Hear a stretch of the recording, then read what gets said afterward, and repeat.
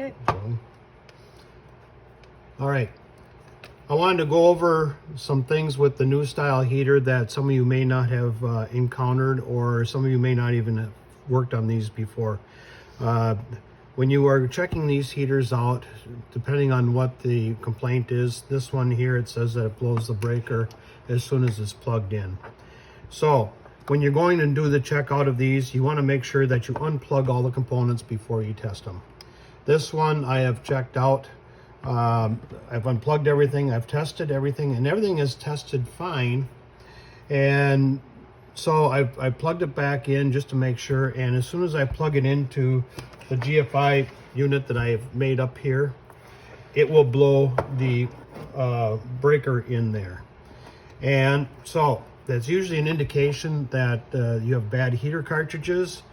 I have measured this, and it is normal as far as the readings I get. It's well within the parameters on the meter. Now we all know that if we look at these and they have the charred ends on here, yeah, you definitely have a bad cartridge in there. And the way that these are, you want to make sure that you're replacing them correctly.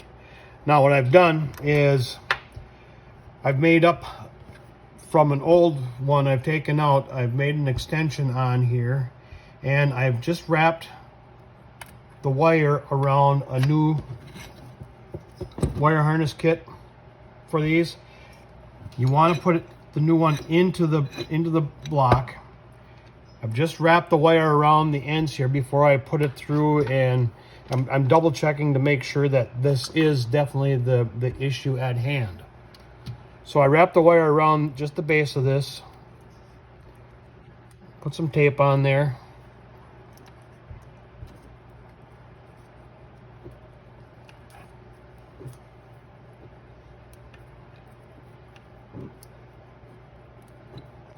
and I plug it back into the board where it belongs.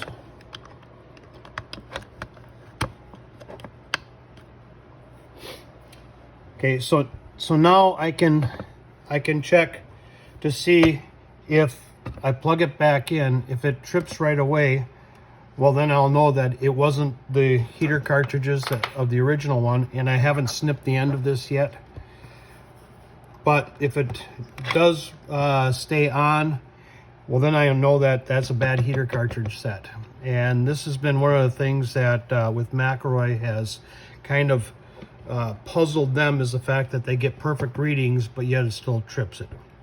This is how we prove that it is in the heater cartridge. So I have the new one that I plugged in. You want to put it into the heater body. These things heat up like really fast, and if they aren't in the heater body to take some of the heat away, they will explode. So I'm going to plug this in. If you look down at the circuit board down here, you see the lights going. And because I tested this beforehand, by now it would have tripped. It's not tripping, and I've had enough of these to know that, okay, I'm good now. So I can unplug this, and I have just proved that, yes, the original heater cartridges are bad, even though the readings are good. This is going just fine. All the other components have measured well within the manufacturer's specs. So again, when you're testing these heaters out, unplug everything, inspect every component separately, make sure they're all within the specs. The RTDs are another thing that I've had to replace a couple of those. Even though that they've been in spec, the temperature has not gone up the way that it's supposed to. It's only gone up to like 200 degrees and has stayed there.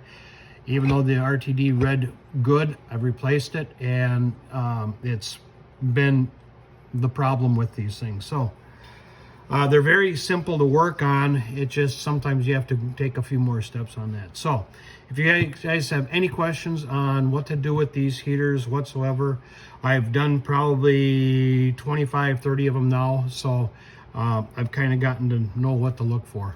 So that's all I got. Thanks. Bye.